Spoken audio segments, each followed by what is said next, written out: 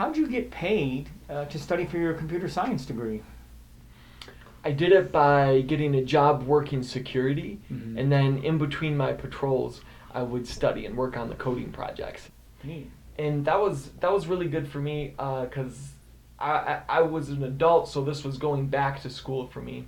So I was able to work full time and take full time classes by doing it this way. So how does that work? I mean, what's this look like? Yeah. So security job, and you have your rounds or patrols every set amount of time, like every hour, 2 hours, whatever it is, depending on the site. And then in between that, you come back and you wait at the guard shack, and you could do whatever you want. Play on your phone, talk to people, emails, social media, watch movies, Right. or study, which is what I did in my case. Right. And I did that to get my bachelor's degree in computer science from Northeastern State University, Broken Arrow campus here in Oklahoma. So, what are the downsides or maybe negative things to look out for when doing this?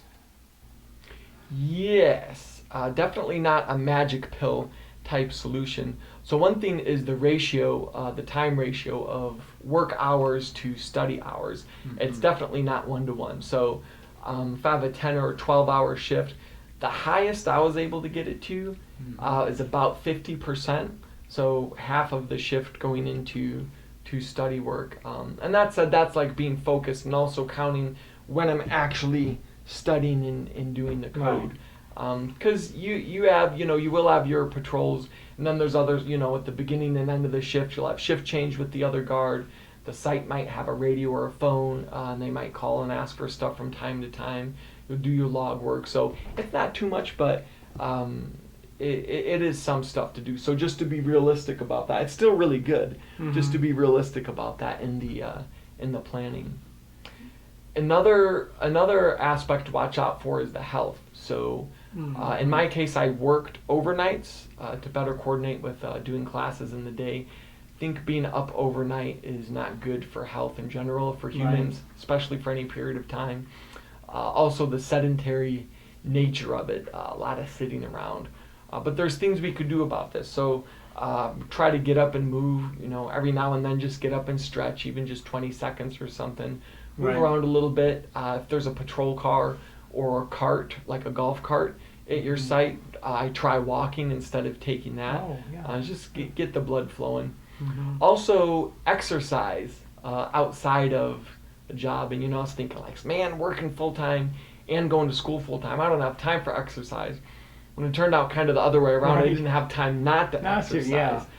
So and even if it's just you don't have to do too much, even if it's only like 3 days a week, 45-minute burst at each one. But if you get in there and no goofing around, just really hit it hard for that 45 minutes, you could get a lot done and we'll be feeling it. And it's definitely worth it. The benefit of staying healthy, not losing time to getting sick, and also the extra energy and being awake and alert and focused.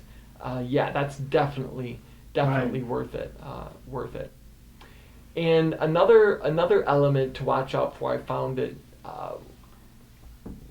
maybe it's just for some people, but there can be a psychological element to it. So like, my goal is to get into software development and I'm going to school for this, but it seems so long, it's only been another half week into the semester, like it feels like I'll never finish this degree. In the meantime, I'm going to my job, so I'm putting in so many hours at this security job, and that's not what I want to be doing career-wise. So it could be difficult psychologically.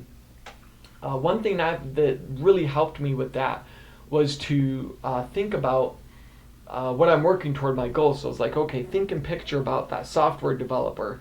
That's the work I want to be doing. And then when I have a clear picture of that, start acting like that now and carrying myself that now. So one thing I did was dress that way. I didn't spend any money buying any more clothes, but shorts and a t-shirt, super comfortable. But I was like, you know what? I'm gonna put on my dress jeans and a button shirt, or my slacks and a polo or something. And this isn't to impress anybody else, but this is just for me. I'm like, hey, I am a software development. That is what I do. And the same even for job stuff. I was polishing my boots for work once, and my brother Michael, came and was like, "Oh, what are you doing that for?" And I was like, "Well, it's to basically I'm bringing my A game, and that's to help me psychologically." More so than just looking good for your job, which you should do anyway. So yeah, security, have my uniform clean, have it pressed or at least ironed and not wrinkled, Certainly. fresh Mhm. and everything. Yeah, come focused and bring the A game. Cause yeah, how you do one thing is how you do everything. So that really helps. Right. You come bringing your A game, even though it's just security. But yeah, when you're done with your patrol, do your patrol well, check everything, do the log work right, be on top of it. And then when it's in that in between time, you're already in the zone of doing your best and really, really pouring it on, and that will make the study time in between your rounds a whole lot Right. better. And it helps, yeah. So I found that helps a lot with the psychological aspect.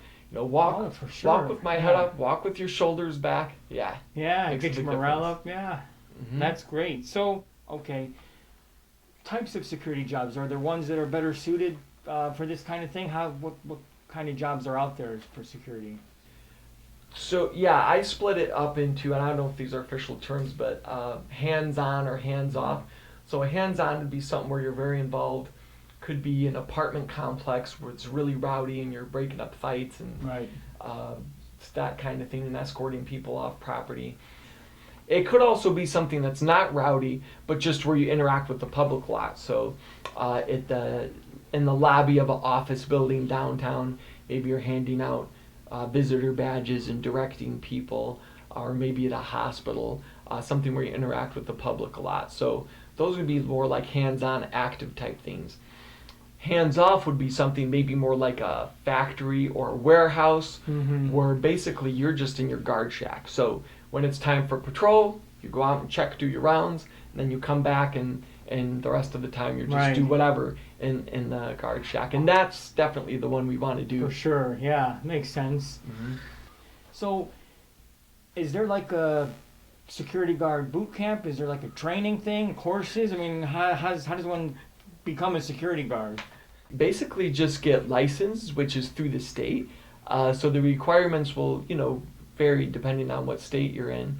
So yeah, you could just basically look at so it'll be a training course that's a set number of hours according to Mhm. state guidelines, and then you take a test, or maybe a couple tests at the end, and then fill out and submit the paperwork with the state, and so you get your license Right. that way. For the class that you take for it, there'll probably be multiple places offering that, so you could look to see what's more stretched out or more condensed, what's good for your Mhm. schedule. And pricing too. I actually did mine with Goodwill, and that was a Mhm. great experience. It was almost completely free, just like a token charge just to cover the workbooks and processing the exam. But yeah, there might be like government or city workforce or Mhm. labor assistance type things that have this. There might even be, I found a private company place, just it's one building downtown. It's not a chain or anything, and it's just for Tulsa, and they only cover these certain different jobs. I think CNA was one of them. Mhm. But yeah, and then you might find something like that, and that's just all they did. They were an organization. They help people get training for work like that. And for the interview part, might think like, well, then, I'm just starting out in this, so I can't ask or be too picky, but you absolutely can. So I want to make sure that I get one that is a hands-off kind of site so I can study, Right. and also that the hours fit for my school schedule. Mhm. But also remember too that you have something to offer in return for that. Is that you're a college student, which a lot of other security guards won't be, implying that you know how to communicate, you know how to write, you're presentable. You know how to work and communicate in a professional way. Mhm. You're reliable, and you could say that about you personally. Right. I know I am asking for this to work with my school schedule, and your company has multiple sites. I do need one of the hands-off ones so I can study. But in return, you're gonna get all this. I'm reliable. I'm sharp. I'm not gonna call in hungover, something like that. Always gonna be on time.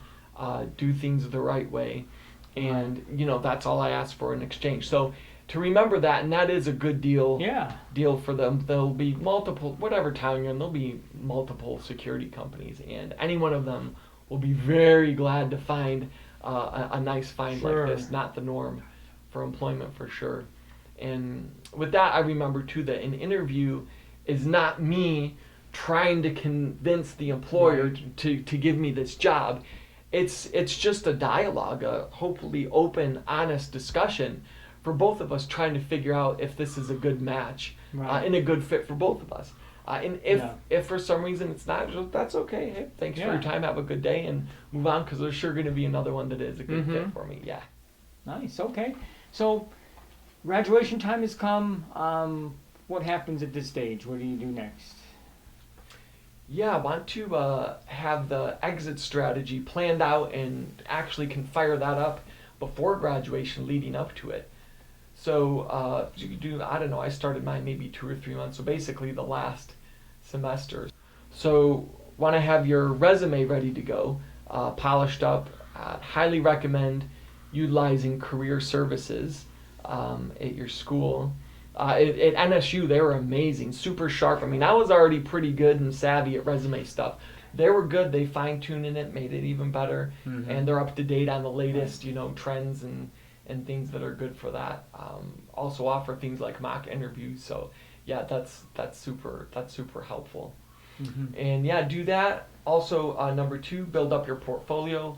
So you could use your capstone project from your senior year capstone project, code samples just from homework, and or any assignments, and of course any projects if you do anything on your Certainly, own for yeah. fun. Whether it's you made an app or just like HackerRank or Coderbyte challenges, any of those Mhm. kind of things. Advent of Code, that's really fun Right. around Christmas time. And yeah, so you got your resume and your portfolio ready. Research jobs, start applying, Mhm. just click, click, click. I'd encourage, if it says, it's this requirement and you don't have it yet, if it's something you're interested to, click, click, click, Yeah. click, click, just send it away anyway. Because you never know, it's, Right. there'll be a human at some point looking at that name and be like, we want to talk to this guy more and see. Sometimes those are requirements can be more flexible, than it might seem in Sure. the Mhm. posting.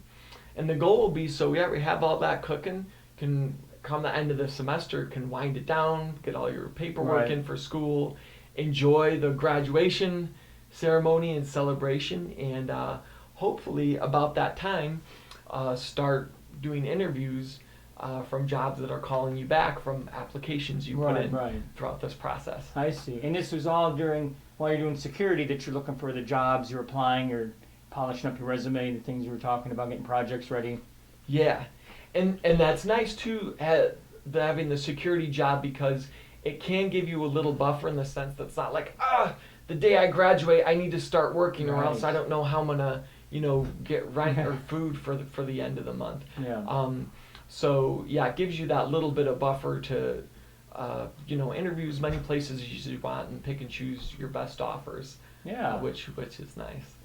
So, do you have any final thoughts? Anything else you want to add? Yeah, a nurse told me about this. Another type of job that might be good for studying when in school is a companion. So like it could be like at a nursing home or at a private individual's house. Basically, the idea is that you sit with someone, maybe like an elderly person, and she knew, and the nurse told me about this. There was a guy who was going to nursing school that way. That's why he particularly got this job. Mhm. So you basically sit with the person, and a lot of it apparently can be downtime. So they might need stuff once in a while, like get a drink, or Right. if you're with them overnight, maybe they might need to get up and need help going to the bathroom once in a while, or maybe it's just they want to get out of their chair or something like that. But a lot of it, they're just sleeping or Right. sitting there doing their thing, and the family just wants something to be with someone to be there with them. So Right. you could do your studying and schoolwork. So I haven't done it, but if you're if anyone listens, if you try that out, let us know. I'd be really interested to see how that works out. Yeah, it sounds like it'd be a fun alternative. Mhm. And this one I like to ask because I think it's a fun question. It's always interesting, the different responses we get, and that is, like, any memories you have from school, any people you know, or people that you knew beforehand, anything that may have happened that helped inspire you or encourage you, or like things that stand out.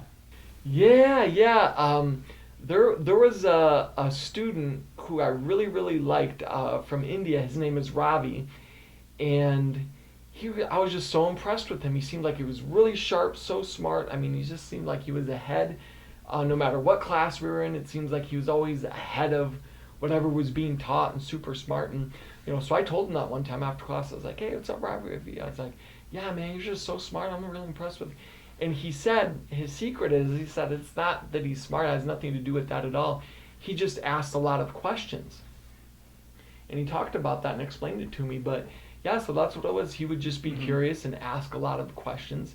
And I think that really helped our class, that it was more interactive with the teacher. And I feel like as the rest of us students got more out of it, because he would do that, ask more. So Right. yeah, definitely, as it got later into my career, I tried to incorporate that too. And so definitely give that a try. Yeah, be curious and ask. I think it'll help in the class and in your mindset too, instead of like, oh man, this is all new stuff, I could barely keep up with it, and almost like a fear mentality. Yeah, it's all new, am I going to be able to understand it? But just be in the mindset of asking questions, I think opens your mind up too to learning Yeah. it more and getting good Oh, stuff. for sure. Well, wow, that sounds really doable. Sounds like a great plan. Thank you so much. Thank you.